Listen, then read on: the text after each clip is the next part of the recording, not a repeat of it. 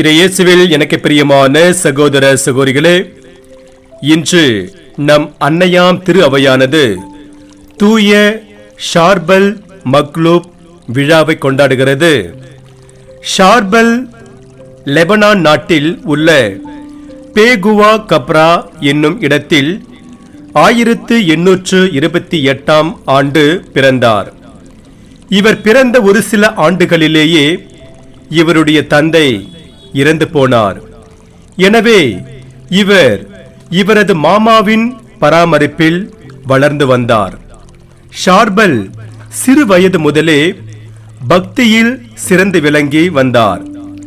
இவரிடமிருந்து விளங்கிய பக்தியை பார்த்துவிட்டு எல்லாரும் ஆச்சரியப்பட்டு நின்றார்கள். இவர் வளர்ந்து பெரியவராகிய போது மேப்புங் என்னும் இடத்தில் இருந்த துறவர மடத்தில் சேர்ந்து கல்வி கற்று 1859 ஆண்டு, அதாவது தன்னுடைய 21வது வயதிலே குருவாக மாறினார். குருவாக மாறிய பின்பு ஷார்பல் தன்னுடைய குருத்துவ வாழ்வின் பெரும்பாலான நாட்களை தனிமையிலும் ஜெபத்திலும் தவத்திலும் செலவழித்து வந்தார். கடுமையான ஒருத்தல் முயற்சிகளை மேற்கொண்டு வந்தார். இவருடைய ஜெப வாழ்வு துறவு மடத்தில் இருந்த பலருக்கும் எடுத்துக்காட்டாக இருந்தது. சில காலம் மேப்புங் துறவு மடத்தில் இருந்த ஷார்பல் அதன் பிறகு வேறொரு இடத்திற்கு சென்று அங்கு ஒரு துறவு மடம் அமைத்து அதில் ஜெப தவ வாழ்வில் ஈடுபட்டு வந்தார். புதிய இடத்தில் 5ஆம் நூற்றாண்டில் வாழ்ந்து வந்த மிக பெரிய துறவியான தூய மரோன் என்பவரின் முன்மாதிரிகையை பின்பற்றி முன்பை விட ஜெபத்திற்கும் தவத்திற்கும் ஒருத்தல் முயற்சிகளுக்கும் முக்கியத்துவம் கொடுத்து வந்து வாழ்ந்து வந்தார். இது மட்டுமல்லாமல் கட்டாந்தரையில்தான் படுத்து வந்தார். ஒரு நாளைக்கு ஒருவேளை மட்டுமே உணவு உண்டு வந்தார். இப்படி அவர் கடுமையான ஒருத்தல் முயற்சிகளை செய்து வந்ததால் அவருடைய உடல் நலம் குன்றியது. இதனால் அவர் படுத்த படுக்கையாகி 1898 ஆண்டு இறையடி சேர்ந்தார். இவருக்கு 1977 ஆண்டு புனிதர் பட்டம் கொடுக்கப்பட்டது. தூய ஷார்பேலின் நினைவு நாளை கொண்டாடும் நாம் அவரிடமிருந்து என்ன பாடத்தை கற்றுக்கொள்ளலாம் என சிந்தித்து பார்ப்போம். தூய ஷார்பலின் வாழ்க்கை வரலாற்றை வாசித்து பார்க்கின்ற போது அவருடைய வாழ்க்கை நமக்கு கற்றுத்தருகின்ற மேலான சிந்தனை, நாம் அனைவரும் ஜெபிக்கக்கூடிய மக்களாக இருக்க வேண்டும் என்பதுதான். அவர் கடுமையான ஒருத்தல் முயற்சிகளை எல்லாம் மேற்கொண்டு ஜெபம் செய்து வந்தார் என்பதை அவருடைய வாழ்க்கை குறிப்பிலிருந்து நாம் அறிந்து கொள்கிறோம். நாம் அவர் அளவுக்கு ஜெபிக்கவில்லை என்றாலும் ஜெபத்திற்கு முக்கியத்துவம் கொடுத்து வாழ்வது தேவையான ஒன்றாக இருக்கிறது.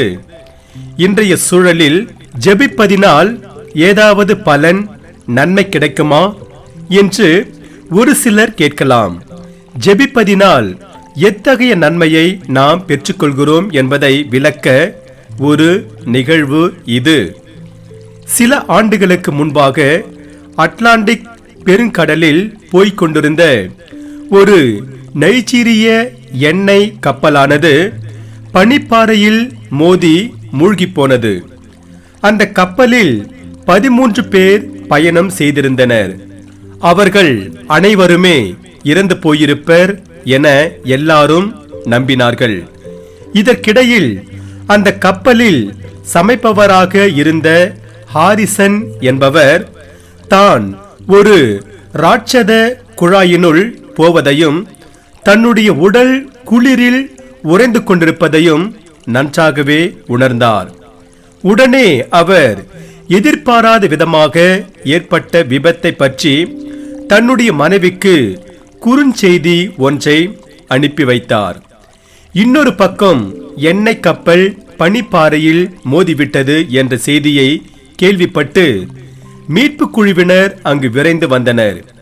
3 நாட்களுக்கு மேல் ஆகிவிட்டதால் கப்பலில் பயணம் செய்த அனைவருமே இறந்து போயிருப்பர் என்றுதான் அவர்கள் நினைத்து கொண்டு மீட்பு பணியை தொடங்கினார்கள். அவர்கள் மீட்பு பணியை தொடங்கிய சில மணி நேரத்திற்குள் ஒருவருடைய கையானது தண்ணீருக்குள் நீண்டு கொண்டிருப்பதை பார்த்தார்கள். உடனே அந்த மீட்பு குழுவில் இருந்த ஒருவர் அந்த கையை பிடித்து இழுத்தபோது அந்த கையானது இவருடைய கையை பிடித்துக்கொண்டு மேலே வந்தது. அப்போதுதான் அந்த மனிதர் ஆரிசன் உயிரோடு இருப்பது தெரிய வந்தது. சிறிது நேரத்தில் மீட்பு குழுவினர் அவரை மேலே இழுத்து கொண்டு வந்து அவர் மீது வெந்நீர் ஊற்றி அவருக்கு ஆக்சிஜன் பொருத்த அவர் பிழைத்துக் கொண்டார். எல்லாருக்கும் ஆச்சரியமாக இருந்தது. உடனே அவர்கள் அவரிடம், உன்னால் மட்டும் எப்படி இந்த குளிரில் 3 நாட்களும் தாக்குப்பிடிக்க முடிந்தது என்று கேட்டதற்கு அவர் அவர்களிடம், நான் கடலுக்குள் மூழ்க தொடங்கிய போது செய்தியை அலைபேசி வழியாக என் மனைவியிடம் சொல்ல அவள் எனக்காக தொடர்ந்து ஜெபித்து வந்தார். அந்த ஜெபத்தின் பயனாகவே உயிர் பிழைத்தேன் என்றார். இயேசுவில் பிரியமான சகோதர சகோதரிகளே, ஜெபம் வல்ல காரியங்களை செய்யும் என்பதற்கு இந்த நிகழ்வு ஒரு சான்று. ஆகவே தூய ஷார்பெல்லின் நினைவு நாளை கொண்டாடும் நாம் அவரை போல ஜெப வீரர்களாக வாழ்வோம். அதன் வழியாக இறையருளை நிறைவாக பெறுவோம். இறைவன் உங்கள் அனைவரையும் நிறைவாக ஆசீர்வதிப்பாராக. ஆமென்.